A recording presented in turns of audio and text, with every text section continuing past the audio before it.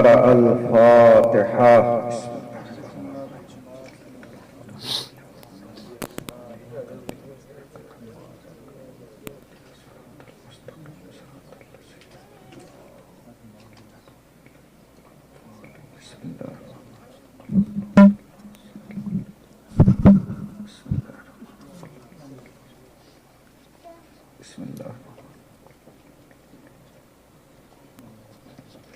لا حول ولا قوة إلا بالله العلي العظيم. أعوذ بالله من الشيطان الرجيم. بسم الله الرحمن الرحيم. الحمد لله الذي لا يبلغ مدحته القائلون ولا يحصي نعماءه العادون ولا يودي حقه المجتهدون، الذي لا يدركه بعض الحمم ولا يناله غوث الفتن، الذي ليس لصفته حد محدود ولا نعت موجود ولا وقت معدود ولا أجل ممدود، فطر الخلائق بقدرته ونشر الرياح برحمته ووطد بالصخور ميدان أرضه، ثم الصلاة والسلام والتحية والإكرام على النبي المكي المدني القرشي الهاشمي الذي سمي في السماء بأحمد وفي الأرض بأبي القاسم محمد، وعلى آله الطيبين الطاهرين المعصومين، سيما بقية الله في الأرضين. روحي وأرواح العالمين لتراب مقدمه الفداء، ولعنة الدائمة على أعدائهم أجمعين من لحظتنا هذه إلى لقاء يوم الدين. أما بعد، فقد قال الله تبارك وتعالى في كتابه المبين وقوله الحق وهو أصدق الصادقين. بسم الله الرحمن الرحيم. والذين جاهدوا فينا لنهدينهم سبلنا وإن الله لمع المحسنين. صلوات پڑھے محمد وعلى محمد. ماہ محرم الحرام کی دوسری تاریخ ہے. کل کی مجلس میں ہم نے مقدماتی طور پر امام حسین علیہ السلام پر جو گریہ کیا جاتا ہے، اور بعض لوگوں کی طرف سے یہ سوال اٹھایا جاتا ہے کہ یہ گریہ کیا ہے، گریہ کرنے کا فائدہ کیا ہے، اگر کوئی 1400 سال پہلے کہیں شہید ہوا ہے، آج اس کے لیے ہم بیٹھ کر یہاں آنسو بہا رہے ہیں تو اس کا فائدہ کیا ہے. ہم نے مختصر طور پر مختصر وقت میں سمجھانے کی کوشش کی تھی کہ گریہ کے اقسام کیا ہیں، اور 5 طریقے کے گریہ ایسے ہیں کہ جن کا کرنا صحیح ہے، اور امام حسین علیہ السلام کی ذات مقدس ان 5 طرح کے گریہ کی مصداق عطف ہے. یہاں تک کل گفتگو پہنچی تھی، اور ساتھ میں ہم نے موضوع کا اعلان کیا تھا کہ انشاءاللہ اس سال جتنے بھی دن ہم آپ کے روبرو رہیں گے، انشاءاللہ جو موضوع گفتگو ہوگا وہ ہوگا کربلا درس زندگی. جس طرح سے قرآن میں طاقت پائی جاتی ہے کہ وہ انسان کی زندگی کے ہر شعبے کو بہتر بنا سکتی ہے، بالکل اسی طرح سے کربلا میں بھی یہ طاقت پائی جاتی ہے. گرچہ واقع کربلا محدود جگہ، محدود وقت، محدود لوگوں کے ذریعے رونما ہوا، لیکن یہ قیامت تک آنے والے نسلوں کے لیے درسگاہ بن چکی ہے. زندگی کا ہر درس ہم کربلا سے حاصل کر سکتے ہیں. اس سے پہلے کہ میں دروس کی طرف آؤں، دروس میں داخل ہونے کے لیے بھی ایک مقدمے کی ضرورت ہے. انشاءاللہ آج کی مجلس ہمارے دروس میں داخل ہونے کا مقدمہ. میں بات تو یہاں سے شروع کرتا ہوں. امام حسین علیہ السلام سے بیعت کا مطالبہ کب کیا گیا؟ 22 رجب المرجب کو حاکم شام اس دنیا سے چلا، اور جس دن وہ دنیا سے چلا اسی دن شام سے یہ قاصد مدینے کی طرف بڑھا. چونکہ علماء بتاتے ہیں کہ شام سے جو مدینے کا فاصلہ تھا، اگر تیز گھوڑ سوار بھی मुख्तसर मुद्दत के लिए रुक कर आगे बढ़ता रहे तो कम से कम 5 दिन चाहिए। यानी 22 को ये इस दुनिया से चला, 27 को कासिद मदीना पहुंचा। इसका मतलब ये है कि इधर ये इस दुनिया से चला, फौरन उधर से कासिद निकला। 27 माह रजब को मदीना पहुंचा। इमाम हुसैन अलैहिस्सलाम को दरबार में तलब किया गया, बैयत का मुतालबा किया गया। ऐसा नहीं कि सिर्फ इमाम हुसैन अलैहिस्सलाम के लिए बैयत तलब की गई थी, वैसे तो सारे लोगों से, लेकिन ताकीद की गई थी कि 3 लोगों पर सख्ती करना। पहले अब्दुल्ला बिन उमर, दूसरे अब्दुल्ला बिन जुबैर, तीसरे इमाम हुसैन अलैहिस्सलाम। कहा था इन तीनों से बैयत लेना। इमाम हुसैन अलैहिस्सलाम से बैयत तलब की गई। इमाम हुसैन अलैहिस्सलाम ने बैयत से इनकार किया, नाना का मदीना छोड़ा, मक्का मुअज्जमा इमाम तक पहुंचे। 3 शाबानुल मुअज्जम मौला मक्का मुअज्जमा पहुंचे। अब मक्का पहुंचे तो फौरन मक्के से नहीं निकले इमाम, तकरीबन 4 महीना कुछ दिन इमाम ने मक्का में क़ियाम किया। अब देखिए मदीने से मक्का पहुंचे, फौरन निकले, 5 या 6 दिन का वक्त, लेकिन इमाम मक्के में 4 महीना कुछ दिन रुके। और इन अय्याम के दौरान इमाम हुसैन अलैहिस्सलाम ने मुख्तसर और मुफीद खुतूब कई जगह पर भेजे। आपसे अगर मैं पूछूं इमाम हुसैन अलैहिस्सलाम के सफीर का नाम है जो है क्या है, तो आप क्या जवाब देंगे? हजरत मुस्लिम बिन अकील को इमाम हुसैन अलैहिस्सलाम ने कूफा के लिए सफीर बनाकर भेजा। क्या इमाम ने सिर्फ कूफा के लिए सफीर भेजा? नहीं, इमाम ने जहां कूफा के लिए हजरत मुस्लिम को सफीर बनाया, वहीं पर दूसरी जगह के लिए दूसरे सफीर भी इमाम की तरफ से गए थे। उन्हीं सफीरों में से एक सफीर का नाम है सुलेमान, जिनको इमाम हुसैन अलैहिस्सलाम ने अपना सफीर बनाकर बसरा की तरफ भेजा था। अब बसरा की तरफ भेजा तो इमाम ने यह नहीं कहा बसरा की लोगों को दावत देना। देखिए पुराने जमाने में, हत्ता कि आजकल भी अरबों में यह रस्म है कि अरब अपने कबीले के सरदार की बात सुनते हैं। सरदार जो हुक्म देगा तमाम लोग उसी को फॉलो करेंगे। तो इमाम ने जो कासिद भेजा था बसरा के 5 बड़े कबीलों के सरदारों की तरफ भेजा था। अब ये कासिद कबीलों के सरदारों की तरफ जो है बढ़ा और बसरा में 4 तरह के लोग मिले। यहीं से मैं आपको जो है अपने मौजू से जुड़ना चाह रहा हूं। आप मेरा साथ देंगे तो इंशाल्लाह आप अच्छी तरह से समझ में आ जाएगा कि मुकद्दमा क्या था और मैं आगे किस मंजिल की तरफ आपको ले जाना चाह रहा हूं। इमाम का कासिद सुलेमान बसरा पहुंचा। सबसे पहले कासिद अहमद बिन कैस से मिलते हैं, मौला का खत उनके हवाले करते हैं। अहमद बिन कैस ने मौला का खत पढ़ा। अब जवाब में रिप्लाई दिया उन्होंने, इमाम को इन्होंने खत लिखा, यानी खत का जवाब खत से दिया। कहा कि मौला आपका खत मिला, मुझे मालूम है आप हक पर हैं, लेकिन मेरे नजर में मैं आपको मशवरा दूंगा कि हालात साजगार नहीं है, आप सब्र से काम लें। ये पहला रिएक्शन। फिर मौला का कासिद खत लेकर यजीद नहलशी के पास पहुंचे। यजीद नहलशी ने खत को पढ़ा। उन्होंने कासिद से कहा मौला बिल्कुल सही फरमा रहे हैं, मैं मौला की नुसरत के लिए जाऊंगा, लेकिन उससे पहले मेरे कुछ काम बाकी हैं, उन्हें निपटा लूंगा, फिर इमाम की नुसरत के लिए जाऊंगा। ये दूसरा रिएक्शन। तीसरा रिएक्शन था मुंजिर बिन जारूद का। अब ये मुंजिर बिन जारूद जो इब्ने जियाद का ससुर था और जिस जमाने में ये खत बसरा पहुंचा था उस जमाने में बसरा का गवर्नर इब्ने जियादी था। वो तो हजरत मुस्लिम के पहुंचने के बाद फिर इससे ये हुक्म दिया गया कि तुम बसरा को छोड़ो और कहां पहुंचो, कूफा पहुंचो। जब ये कासिद पहुंचा मुंजिर के पास, मुंजिर ने भी खत पढ़ा। खत पढ़ने के बाद इसने सुलेमान का हाथ पकड़ा, सुलेमान को इब्ने जियाद के हवाले कर दिया। ये तीसरा रिएक्शन।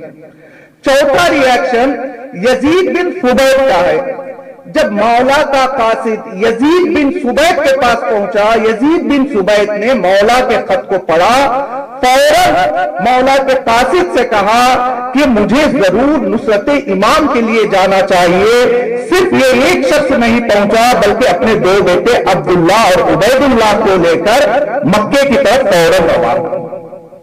تو پتا چلا قاصد ایک ہے، امام کا خط بھی ایک ہے، لیکن ریاکشن چار طرح کے ہیں. کسی نے ساتھ دینے کا وعدہ کیا، کسی نے صبر کرنے کے لیے کہا، کسی نے کہا میں آؤں گا لیکن ابھی نہیں بعد میں آؤں گا، کسی نے مولا سے خیانت کی اور مولا کے سفیر کو حاکم وقت کے حوالے کر دیا. جب خط ایک ہے، امام ایک ہے، تو ریاکشن الگ الگ کیوں؟ اچھا چلے یہ تو خط کی بات ہے، چھوڑیے. امام نے مکہ میں، اور مکہ سے جب امام نکلے ہیں کربلا پہنچنے تک امام نے کئی لوگوں سے ڈائریکٹ ملاقاتیں کی. یہاں پر بھی چار طرح کے ریاکشن. ایک ریاکشن ہے جیسے حضرت زہیرتین کا ہے، مولا نے ان سے ملاقات کی، دعوت دی تو انہوں نے فوراً دعوت کو قبول کیا اور امام کے ساتھ ہو لیے. یہ پہلا ریاکشن. دوسرا ریاکشن، مولا جب عبید اللہ بن حر جوحفی جیسے لوگوں کے پاس پہنچے تو خود کہتا ہے کہ مولا میرے پاس آئے اور اکیلے نہیں آئے، آپ کے ہمراہ چھوٹے چھوٹے بچے بھی تھے. امام جب ملاقات کے لیے پہنچے اس شخص سے تو اپنے ساتھ چھوٹے بچوں کو لیا. یہ خود کہہ رہا ہے کہ امام جب مجھ سے ملاقات کے لیے آئے تو امام کے ساتھ چھوٹے چھوٹے بچے تھے. امام نے کہا ہماری نصرت کے لیے چلو. اس نے کہا مولا میں تو نہیں جا سکتا، ہاں ایک کام کر سکتا ہوں، یہ تلوار ہے، یہ گھوڑا ہے، یہ مال ہے، یہ ساری چیزیں آپ کے حوالے کرنے کے لیے تیار ہوں، میں خود چلنے کے لیے تیار نہیں ہوں. امام نے کہا ہمیں تمہارے مال کی، تمہارے گھوڑے کی، تمہارے تلوار کی ضرورت نہیں ہے، ہمیں تمہاری جان کی ضرورت ہے. اس نے کہا مولا جان میری تیار نہیں ہے. اسی طرح سے کچھ لوگ اور بھی کچھ لوگ ملے راستے میں. مثلا امام نے ایک شخص کو دعوت دی کہ تم ہمارے ساتھ چلو، ہماری نصرت کرو، تو اس شخص نے کہا مولا میں تو نہیں جاؤں گا لیکن آپ اتنے مقدس ہیں، اتنے بابرکت ہیں، آپ میرے گھر تک آ گئے ہیں، کنویں میں پانی کم ہو گیا ہے، ذرا دعا پڑھ کے جائیے، آپ تو جا رہے ہیں، کم از کم میرے گھر میں برکت آ جائے.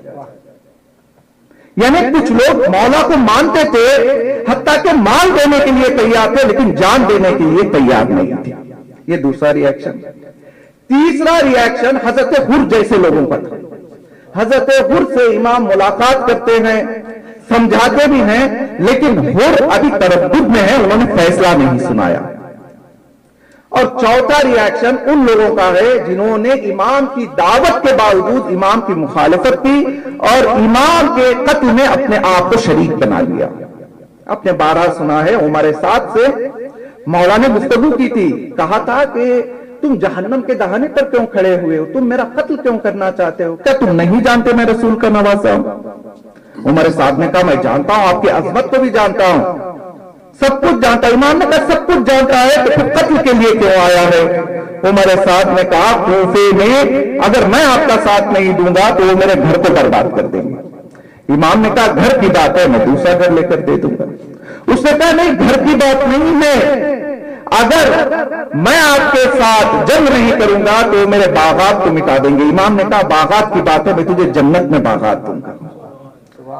اس نے کہا دیکھیے اصل بات ابھی میں بول دیتا ہوں، نہ مسئلہ گھر کا ہے نہ باغ کا ہے، مجھ سے وعدہ ہوا ہے کہ اگر آپ کو شہید کروں گا تو ملک رائے کا حاکم بنایا جاؤں گا. امام نے کہا جس ملک رائے کے لیے تو میرا قتل کرنے کے لیے یہاں آیا ہے، مجھے پتا ہے کہ تجھے ملک رائے کا گندم بھی نصیب نہیں ہوگا. یہ بدبخت کربلا کے میدان میں کھڑا ہو کر وقت کے امام کا مذاق اڑاتا ہے اور کہتا ہے کہ اگر گندم نہیں ملے گا تو میں جو سے کام چلا لوں گا. دیکھا آپ نے امام کے خط کے چار الگ الگ ریاکشن. امام لوگوں سے ملاقات کر رہے ہیں، لوگوں کے بھی چار الگ الگ ریاکشنز ہیں.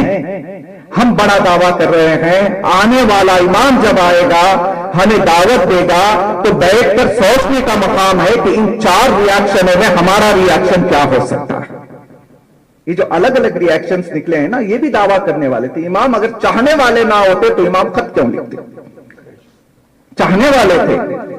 عمر سعد تو صحابی کا بیٹا بھی ہے، عام شخص نہیں ہے. کوفہ میں معلم قرآن بھی ہے، اس کے باوجود بھی ملک رائے کی لالچ میں آ جاتا ہے اور فرزند زہرا کے قتل کے لیے تیار ہو جاتا ہے. دیکھیں امام تو معلوم تھا، امام نے پہلے ہی کہہ دیا تھا جو میرے ساتھ چلے گا مجھے جان چاہیے. اور مکے سے نکلتے وقت بھی امام نے کئی لوگوں سے گفتگو کی. آپ نے 12 سنا ہے. عبداللہ بن عمر جس سے بیعت کا مطالبہ کیا گیا تھا، چھپتے چھپاتے مکہ میں مولا سے ملاقات کے لیے آتا ہے. آنے کے بعد کہتا ہے مولا مجھ سے بھی بیعت کا مطالبہ کیا گیا تھا، میں نہیں جا رہا ہوں، آپ بھی نہ جائیے. اس نے کہا مجھے معلوم ہے، میں نے آپ کے نانا سے سنا ہے کہ آپ کو شہید کر دیا جائے گا، اور میں نے دیکھا ہے کہ بارہا آپ کے نانا آپ کے سینے کا بوسہ لیا کرتے تھے. شخص کہتا ہے مولا نہ جائیے، میں بھی نہیں جاؤں گا، اگر آپ جا رہے ہیں تو میں آپ کے ساتھ نہیں چلوں گا، لیکن اتنا کر دیجئے ذرا اپنے پیرہن کو اوپر کر دیجئے، جس سینے کو رسول چوما کرتے تھے مجھے وہ سینے کا دیدار کرا دیجئے. دیکھیں احترام کر رہا ہے، سینے کا بوسہ بھی لے رہا ہے، لیکن امام کے ساتھ چلنے کے لیے یہ تیار نہیں ہے.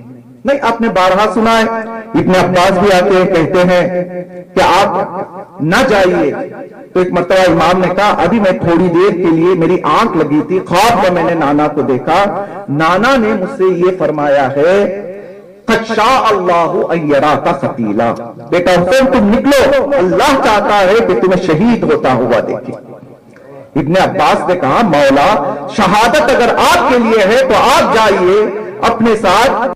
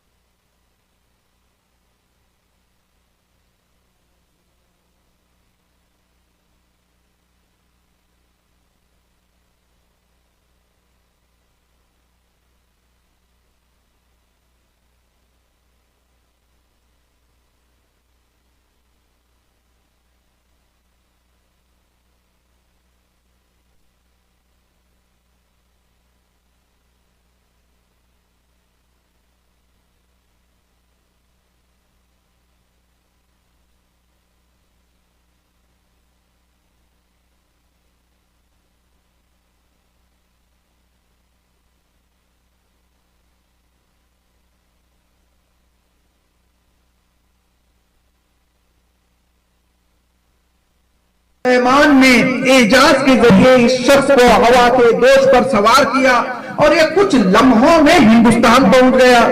اب ادھر ملک الموت دوبارہ حضرت سلیمان کے پاس آئے. حضرت سلیمان نے ملک الموت سے پوچھا بھیا تم مجھ سے ملاقات کرنے کے لیے آئے تھے, اس شخص کو گھور گھور کے کیوں دیکھ رہے تھے؟ تو ایک مرتبہ ملک الموت نے کہا کہ میں اسے گھور گھور کے نہیں دیکھ رہا تھا, میں غصے سے بھی نہیں دیکھ رہا تھا, میں تعجب سے دیکھ رہا تھا, کیونکہ مجھے حکم ہوا تھا کچھ گھنٹوں کے بعد میں اس کی روح کو ہندوستان سے قبض کروں. میں تعجب میں پڑ گیا, یہ انسان یہاں پہ بیٹھا ہوا ہے, کچھ دیر کے بعد میں ہندوستان میں کیسے اس کی روح کو قبض کروں گا؟ اب کچھ لمحوں کے بعد میں ہندوستان پہنچا تو واقعی اس شخص کو میں نے ہندوستان میں پایا, ابھی اس کی روح قبض کر کے آپ کی خدمت میں آ رہا. دیکھیں انسان موت سے بچنے کے لیے ایک جگہ سے دوسری جگہ چلا جائے, لیکن جگہ معین ہے, وقت معین ہے. انسان جتنا موت سے ڈر کے بھاگے گا تو موت سے بچنے والا نہیں ہے. ہاں کچھ لوگ ہیں جنہیں موت سے گھبراہٹ ہوتی ہے, جو موت کا پتہ معلوم ہو جانے کے بعد پتہ بدلنے کی کوشش کرتے ہیں, لیکن اہل بیت کے چاہنے والوں کا یہ طریقہ نہیں ہے. میسم سے مولا نے کہا تھا میسم کوفے کی فلاں گلی میں فلاں کھجور کے درخت پر تمہیں ڈال کر لٹکایا جائے گا. میسم کا سننا تھا, میسم کوفہ پہنچ ہو گئے اور پوری زندگی درخت کے آبیاری میں صرف کر دی. میسم کو انتظار تھا کب وہ وقت آئے گا کہ میرے مولا کا کہا ہوا سب ثابت ہو جائے.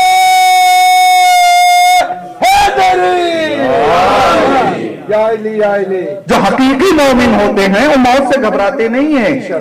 مولا امام حسین علیہ السلام کو بھی معلوم تھا جس راستے پر ہم چل رہے ہیں وہ موت کا راستہ ہے, اور ایسا بھی نہیں ہے کہ امام نے کسی سے چھپایا تھا. امام جس سے بھی ملاقات کرتے تھے سب کو شہادت کی خبر دے دی تھی, اور مکے سے نکلتے وقت امام نے عام اعلان بھی کر دیا من کانا بادلا محجتہ فینا فلیرحل معنا. جس کے اندر یہ طاقت ہے, جس کے اندر یہ کیپیسٹی ہے, جس کے اندر یہ پاور ہے کہ وہ اپنے جان کو, اپنے مال کو, اپنے اولاد کو ہمارے لیے قربان کر سکتا ہے, وہ ہمارے ساتھ کربلا کے لیے چلے.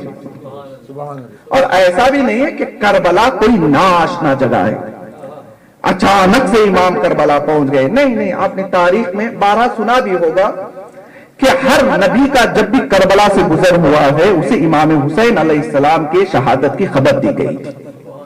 حضرت آدم علیہ السلام کربلا کی زمین پر پہنچے, ٹھوکر لگی, پیر سے خون جاری ہوا, آنکھ سے اشک نکلے, پوچھا پروردگارا یہ کون سی جگہ ہے؟ بتایا گیا یہ وہ جگہ ہے کہ جس جگہ پر آخری پیغمبر کے نواسے کو 3 دن کا بھوکا پیاسا ذبح کیا جائے گا. حضرت نوح علیہ السلام کشتی لے کر نکلے, جب یہ کشتی مقام کربلا تک پہنچی تو حضرت نوح کا دل بے چین ہو گیا. چلتی ہوئی کشتی اچانک سے رک گئی, آنکھ سے آنسو جاری ہوئے. دعا کی پروردگارا یہ کون سی جگہ ہے؟ حضرت نوح کو بتایا گیا یہ وہ جگہ ہے کہ جہاں فرزند رسول کو 3 دن کا بھوکا پیاسا شہید کیا جائے گا. حضرت موسیٰ اپنے وسیع جناب یوشع بن نون کے ساتھ وادی کربلا سے گزرتے ہیں. حضرت موسیٰ کا اچانک سے جو جوتا ہوتا ہے پھٹتا ہے, پیر کے اندر کاٹا جاتا ہے, پیر سے خون نکلتا ہے. جناب موسیٰ تعجب سے پوچھتے پروردگارا یہ کون سی جگہ ہے؟ تو حضرت موسیٰ کو بھی خدا بتاتا ہے یہ وہ جگہ ہے کہ جس جگہ پر فرزند رسول کو شہید کیا جائے گا. نہیں, اور آگے بڑھیے, خود مولا کائنات کے بارے میں ملتا ہے جنگ صفین, یعنی دقیق تاریخ دیکھی جائے تو مولا کائنات 3 مرتبہ کربلا سے گزرے ہیں. صفین کو جاتے وقت, صفین سے واپسی کے وقت, اور نہروان کو جاتے وقت.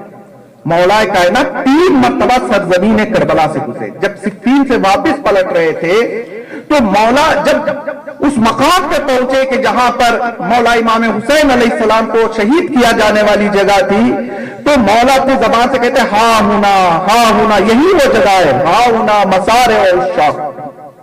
یہ ان عاشقان خدا کی جگہ ہے کہ جس جگہ پر انہیں شہید کیا جائے گا, اور ایسا شہید کیا جائے گا, ان شہیدوں کو ایسا درجہ ملے گا کہ نہ اولین میں سے کسی کو ملا ہے نہ آخرین میں سے کسی کو ملنے والا. مولا کا ساتھی ہر فما ساتھ ہے, پوچھتا ہے کہ مولا جب سے آپ اس سرزمین پہ پہنچے ہیں آپ کبھی خاک کو اٹھا کر چوم رہے ہیں، کبھی آپ نماز پڑھ رہے ہیں، کبھی زمین کے اطراف آپ چکر لگا رہے ہیں، وجہ کیا ہے؟ تو مولا نے ہر سما سے بتایا تھا، ہر سما سنو، یہی وہ سرزمین ہے کہ جس سرزمین میں میرے حسین کو 3 دن کا بھوکا پیاسا شہید کیا جائے گا۔ اور یہی ہر سما کچھ سالوں کے بعد یزیدیوں کے ساتھ ملا ہوا ہے، ادھر کے لشکر میں آیا ہوا ہے کوفہ سے۔ ایک مرتبہ آنکھ لگتی ہے، اچانک سے اسے یاد آتا ہے، ارے کچھ سال پہلے یہی تو وہ جگہ تھی جہاں میں مولا کے ساتھ آیا تھا، اور مولا نے مجھے بتایا تھا کہ میرے حسین کو اس جگہ شہید کر دیا جائے گا۔ اب یہ بیدار ہوتا ہے، دوڑتا ہوا خیام حسینی کی طرف جاتا ہے، کیا دیکھتا ہے کہ کچھ سالوں پہلے جس جگہ پر امام علی علیہ السلام بیٹھے ہوئے تھے، اسی جگہ پر آج مولا امام حسین علیہ السلام بیٹھے ہوئے۔ امام نے ہر سما سے پوچھا، ہر سما تو تو جانتا ہے، تجھے معلوم ہے، تو نے میرے بابا سے سنا ہے، اتنا سب دیکھنے کے بعد، سننے کے بعد بھی آج کیا وجہ ہے کہ تو دشمنوں کے ساتھ ہے؟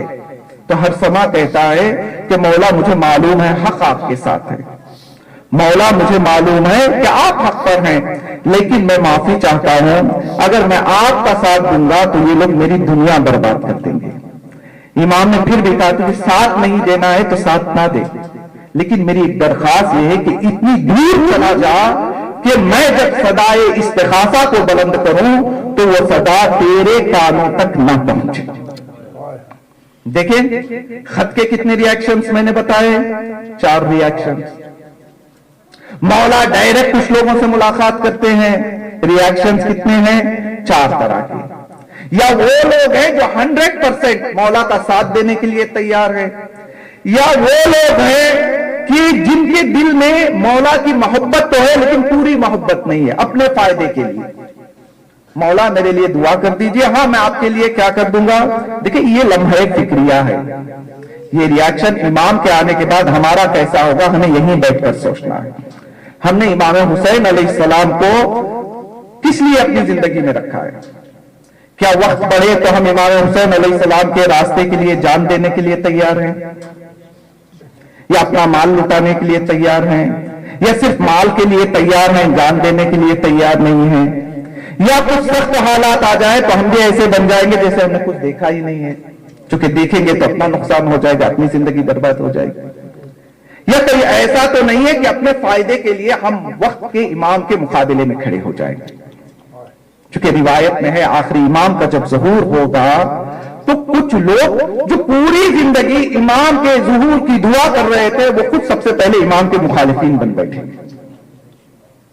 تو جناب زینب سلام اللہ علیہ نے اس مجلس عزا کا انعقاد اور اس کی بنیاد ہی اسی لیے رکھی ہے کہ یہاں پر آؤ، جو کچھ حسین کے ساتھ ہوا وہ آخری امام کے ساتھ نہ ہو، اس کی تیاری کرنے کے لیے فرش عزا کا انتظام کیا گیا۔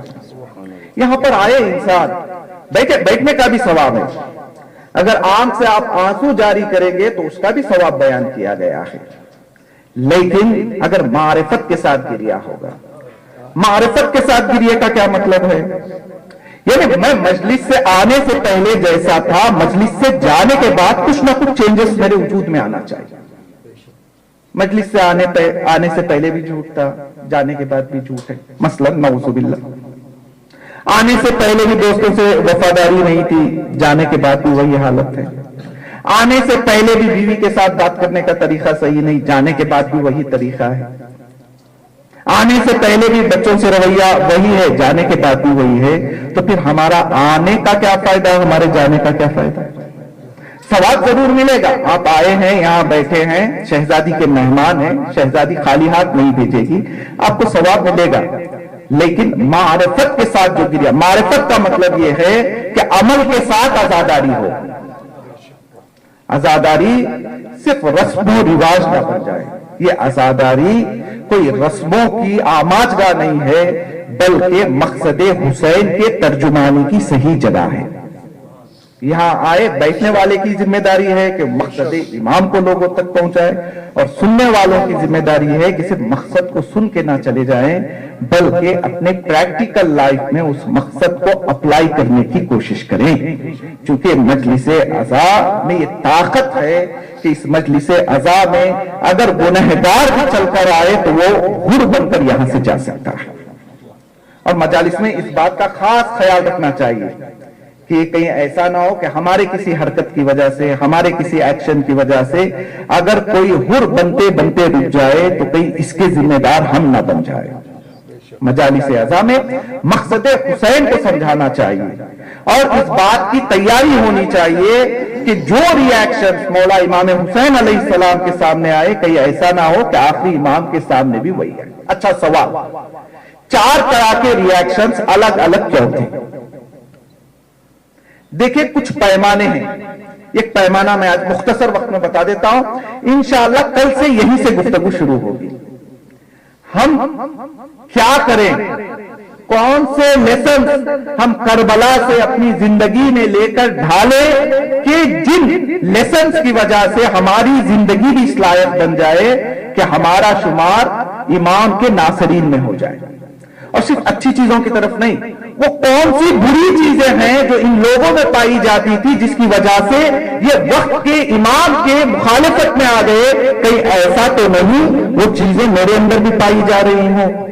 اگر وہ چیزیں میرے اندر ہوگی تو میں چاہوں یا نہ چاہوں جب وقت کا امام بلائے گا یہی چیزیں مجھے اس بات پہ آمادہ کریں گی کہ میں امام کی نصرت کروں یا امام کی مخالفت کروں یا چپ چاپ درمیان کا راستہ اختیار کر لوں یا کسی طرح سے مختصر امام کی مدد کر دوں یہاں تک کہ میرے جان پر کوئی نقصان نہ آئے۔ علماء نے بیان کیا یہ جو ری ایکشنز الگ الگ تھے، کئی وجوہات ہیں، اس میں سے جو سب سے پہلی وجہ ہے اس وجہ کا نام ہے حب دنیا، جس کے اندر بالکل دنیا کی محبت نہیں تھی وہ امام کے ساتھ چلا، جس کے اندر دنیا کی محبت 30% 40% تھی، اس نے کہا کہ میں مال دے دوں گا، گھوڑا دے دوں گا، تلوار دے دوں گا، لیکن جان دینے کے لیے تیار نہیں۔ اور جس کے اندر دنیا کی محبت 50-50 تھی وہ ابھی شک میں تھا، اور جس کے اندر دنیا کی محبت 100% تھی، 90+% تھی، اس نے کہا کہ چاہے مجھے فرزند رسول ہی کو قتل کرنا کیوں نہ پڑ جائے میں دنیا حاصل کر کے ہی رہوں گا۔ اسی لیے روایت میں بھی ہے کہ حب الدنیا رأس کل خطیۃ، دنیا کی محبت ہر خطا کی، ہر غلطی کی چابی ہے، ہر گناہ۔ کل بھی میں نے روایت پیش کی تھی، آنکھیں سوکھتی کیوں ہیں؟ دل سخت ہوتا ہے۔ دل سخت کب ہوتا ہے؟ جب دنیا کی محبت میں انسان پڑتا ہے۔ دنیا کی محبت میں کب انسان پڑتا ہے؟ جب زندگی میں انسان بار بار اسی گناہ کو انجام دیتا ہے۔ انسان سوچتا ہے گناہ کرنے کے بعد کچھ نہیں ہوتا، نہیں، بعض گناہ جو تکرار ہوتے ہیں نا، انشاءاللہ کل کی مجلس میں اگر وقت رہا تو میں اشارہ کروں گا، چونکہ شب جمعہ بھی ہے، دعائے کمیل میں جو ہم لوگ پڑھتے ہیں اللہم اغفر لی الذنوب التي تحت كل اسم، اللہم اغفر لی الذنوب التي تنزل البلاء، اللہم اغفر لی الذنوب التي تقطع الرجاء، بار الہ تو ان گناہوں کو میرے معاف کر دے جو پردوں کو توڑ دیتے ہیں، تو میرے ان گناہوں کو معاف کر دے جو بلاؤں کو نازل کرتے ہیں، تو میرے ان گناہوں کو معاف فرما جن گناہوں کی وجہ سے امیدیں ٹوٹ جاتی ہیں۔ اور چوتھے امام کی ایک روایت ہے جس میں چوتھے امام نے بیان کیا ہے کون سے گناہ انجام دو گے تو پردے ٹوٹیں گے، کون سے گناہ انجام دو گے تو بلائیں نازل ہوں گی، کون سے گناہ انجام دو گے تو امیدیں ٹوٹ جائیں گی۔ انشاءاللہ کل وقت رہا تو موضوع کے ضمن میں 5 منٹ 10 منٹ اس کی طرف بھی گفتگو کرنے کی کوشش کروں گا۔ انسان بار بار گناہ کرتا ہے نا، تو گناہ کرتے کرتے دل اتنا سخت ہو جاتا ہے، وہ منزل بھی آ جاتی ہے کہ انسان کو پتا نہیں چلتا سامنے والا کون ہے اور کس چیز کی دعوت دے رہا ہے۔ اگر یہ لوگ سمجھ جاتے کہ مکے میں کھڑا ہوا شخص کون ہے اور یہ کس چیز کی دعوت دے رہا ہے تو یہ کبھی امام کی نصرت سے اپنے آپ کو پیچھے نہ ہٹاتے۔ جانتے سب تھے لیکن امام کو پہچاننے والے کم تھے۔ سب کو پتا تھا کہ رسول کے نواسے ہیں، مولا کائنات کے بیٹے ہیں، لیکن امام کی جائیداد، امام کا مقام کی معرفت اکثر لوگوں کو نہیں تھی، جس کی وجہ سے فرزند رسول بلاتا رہا، یہ لوگ امام کا ساتھ دینے کے لیے تیار نہیں ہیں۔ یہاں تک کہ جو لوگ تیار ہوئے، مختصر قافلہ لے کر میرا مولا اس منزل کی طرف آگے بڑھ رہا ہے جس منزل کا وعدہ مولا حسین کو بچپنے ہی میں بتا دیا گیا تھا۔ رسول گرچہ فزیکلی کربلا نہیں پہنچے، لیکن کربلا کی خاک، پچھلے سال میں نے تفصیل سے بیان کیا تھا، کربلا کی خاک رسول اسلام کے پاس موجود تھی۔ وہ وعدہ جو امام نے بچپنے میں نانا سے کیا تھا، اب اس وعدے کی وفا کے لیے مولا مختصر کاروان لے کر سرزمین کربلا کے لیے مکہ سے نکل چکے۔ اب جب مکہ سے نکلے، میں زیادہ تفصیلی گفتگو نہیں کروں گا، جناب عبداللہ، چونکہ ان کے حوالے سے گفتگو ہے ایک تاریخ میں کہ بچے گئے، یہ خود نہیں گئے، تو اس کی وجہ ہے۔ جناب عبداللہ نے شہزادی کے حوالے دونوں بچوں کو کیا مکے سے جب نکل رہے تھے۔ اور یہ بھی میں آپ کو بتا دوں کہ امام مکہ معظمہ سے 8 تاریخ کو نکل چکے تھے۔ اگر 8 تاریخ کو نکل چکے تھے تو پھر امام نے دعائے عرفہ کہاں پڑھی تھی؟ سوال اکثر ذہنوں میں یہ آتا ہے مولا نے 9 ذی الحجہ کو دعائے عرفہ پڑھی تھی، اس کا مطلب یہ کہ اسی سال پڑھی تھی۔ نہیں، یہ دعائے عرفہ جو ہے امام نے 56 ہجری میں 56 ہجری میں معاویہ ہی کے زمانے میں، اس زمانے میں مولا حج کے لیے گئے تھے، عرفات کے پہاڑی پر بیٹھ کر مولا نے دعائے عرفہ کی تلاوت کی تھی کچھ سال پہلے، 4-5 سال پہلے۔ جس سال کربلا جانا تھا مولا 8 ذی الحجہ کو۔ اچھا یہ بھی بتاتا چلوں، شاید یہ فائدے کی بات ہو، بس یہ میری آخری بات اور ربط مسائل، ٹھیک ہے۔ 8 ذی الحجہ کو یوم ترویہ کہا جاتا ہے، 9 ذی الحجہ کو کیا کہا جاتا ہے؟ یوم عرفہ۔ 10 ذی الحجہ کو کیا کہا جاتا ہے؟ یوم اضحیٰ۔ اچھا یہ ترویہ کیوں کہا گیا، عرفہ کیوں کہا گیا، اضحیٰ کیوں جو ہے کہا گیا؟ اس کی وجہ ہے حضرت ابراہیم نے جو خواب دیکھا تھا نا، وہ 8 تاریخ کو بیٹے سے بیان کیا تھا، روایت کیا تھا، تو اسی لیے اس دن کو ترویہ کہا جاتا ہے۔ اور خواب بیان کر دیا، 9 کی شب میں بھی پھر وہی خواب دیکھا، تو اب یہ پہچان گئے کہ مجھے قربانی دینی ہے، اسی لیے 9 ذی الحجہ کو عرفہ کہا جاتا ہے۔ اور 10 ذی الحجہ کو قربانی پیش کرنے کے لیے اسماعیل کو لے کر اس مقام پہ پہنچ گئے، تو اسی لیے اس دن کو اضحیٰ کہا جاتا ہے۔ 8 ذی الحجہ کو مولا امام حسین علیہ السلام مختصر قافلہ لیتے ہیں اور کس کی طرف رواں دوا ہے؟ کربلا کی طرف۔ اب راستے میں وہ منزل آتی ہے کہ حر راستے کو روکتے ہیں، امام کوفہ کی طرف جانا چاہ رہے ہیں، لیکن حر کا لشکر مولا کے لشکر کے پیچھے پیچھے چل رہا ہے، یہاں تک کہ راستہ بدلتے ہیں اور ایک منزل پر پہنچتے ہیں۔ اس منزل پر پہنچ کر امام کیا دیکھتے ہیں کہ ذوالجناح آگے نہیں بڑھ رہا ہے، مولا کوشش کر رہے ہیں، پھر بھی ذوالجناح رکا ہوا۔ ایک مرتبہ ذوالجناح جیسے ہی رکا، مولا نے اپنے سپاہیوں سے، اپنے چاہنے والوں سے کہا ذرا جاؤ، جا کر آس پاس دیکھو، اگر کوئی بزرگ ملے تو اسے میرے قریب لے کر۔ اب لوگ گئے، جو بوڑھا انسان تھا اسے پکڑ کر مولا کی خدمت میں لائے۔ ایک مرتبہ مولا نے اس بزرگ سے پوچھا کہ ذرا بتاؤ اس جگہ کا نام کیا ہے؟ آنے والے شخص نے کہا کہ اس جگہ کو غافریہ کہتے ہیں۔ امام نے کہا نہیں، مجھے لگتا ہے اس کا کوئی اور دوسرا نام بھی ہوگا۔ آنے والے نے کہا کہ اس جگہ کو نینوا بھی کہتے ہیں۔ امام نے کہا نہیں، مجھے لگتا ہے اس جگہ کا کوئی اور نام بھی ہوگا۔ وہ بزرگ تھوڑی دیر سوچتا ہے، کہتے ہیں ہاں اس جگہ کا ایک نام میں نے اور سنا ہے، اس جگہ کو کربلا بھی کہا۔ جیسے ہی امام نے کربلا کا نام سنا تو کہا بھیا یہی وہ جگہ ہے جہاں ہمارے خیمے لگیں گے، لو آزاداروں۔ امام کا حکم ہوا اور خیمے نصب کیے گئے۔ ایک مرتبہ شہزادی زینب خیمے کے اندر تشریف لی جاتی ہے، کچھ دیر کے بعد فضا آگے بڑھی، کہا مولا حسین آپ کی بہن آپ کو یاد فرما رہی ہے۔ مولا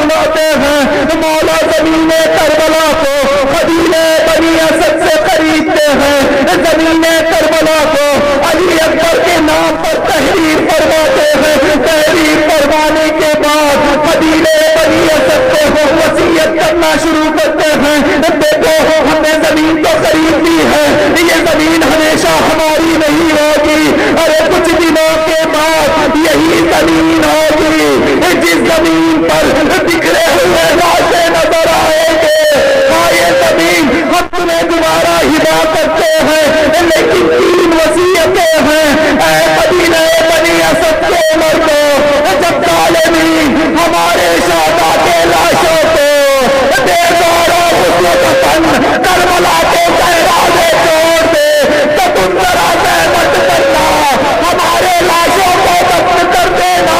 پھر مولا نے قبیلہ بنی اسد کے خواتین کو بلایا، وصیتیں کی، اگر تمہارے مرد یزیدیوں کے ڈر سے ہمارے لاشوں کو نہ دفنائے تم غیرت دلانا تاکہ تمہارے مرد ہمارے لاشوں کو دفن کر دے۔ پھر اس کے بعد مولا نے بنی اسد کے بچوں کو بلایا، مولا نے درخواست کی اے بنی اسد کے بچوں، اگر تمہارے بابا ہمارے لاشوں کو دفن نہ کرے، ارے کھیلتے آنا اپنے ہاتھوں پر خاکے کربلا کو لینا، ہمارے لاشوں پر ڈال دینا۔ میں کہوں گا مولا آپ کو دفن ہونے کا کتنا شوق تھا، ہائے بابے شہادت حسین، سید سجاد کے ہاتھوں میں ہتھیلی پیروں میں بیڑیا، حسین کا لاشا کربلا کی جلتی زمین۔